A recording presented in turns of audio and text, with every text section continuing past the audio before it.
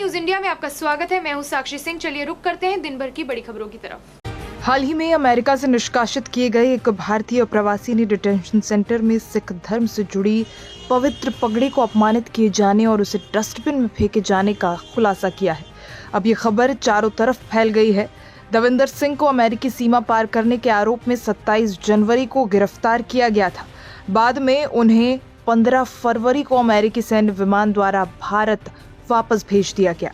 दविंदर सिंह ने अपने 18 दिन के अनुभव को बेहद दर्दनाक और मानसिक रूप से त्रासदीपूर्ण बताया। उन्होंने कहा कि डिटेंशन सेंटर में सिख अप्रवासियों की पगड़ी को अधिकारियों द्वारा डस्टबिन में फेंकते हुए देखा। ये देखना बहुत ही दर्दनाक था।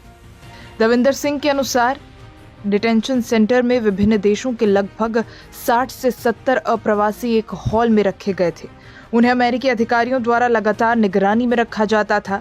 उन्होंने और कुछ अन्य सिख अप्रवासियों ने चौपाई साहिब और जपजी साहिब अपने धार्मिक ग्रंथों का पाठ किया ताकि मानसिक शांति बनी रहे। उनका आरोप है कि उन्हें उचित भोजन भी नहीं दिया गया और उन्हें केवल पतले कंबल दिए गए थे। सेंटर में एसी कम तापमान पर चलाए जा रहे थे। जब उन्होंने अधिकारियों से ठंड के बारे में बताया तो उनकी कोई प्रतिक्रिया सामने नहीं आई।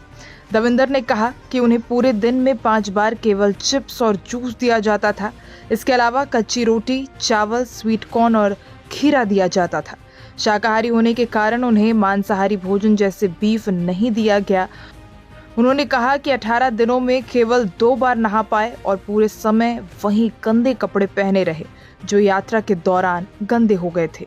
पंजाब के होशियारपुर जिले के नगाल जलालपुर गांव के निवासी दविंदर सिंह ने बताया कि उन्होंने बेहतर जीवन की तलाश में अमेरिका जाने का निर्णय लिया था।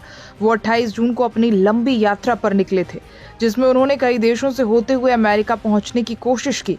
दविंदर सिंह ने अपनी वापसी के बाद कहा कि वो अब अपने पिता की इलेक्ट्रॉनिक मरम्मत की दुकान पर काम करेंगे। उन्होंने इस कोशिश में लगभग 40 लाख खर्च करने के बाद अपनी गलती का अफसोस जताया। बता दें कि जब डिपोर्ट किए गए लोगों को अमृतसर एयरपोर्ट पर विमान से उतारा जा रहा था तो सिख समुदाय लोगों के सिर पर पगड़ी नहीं थी।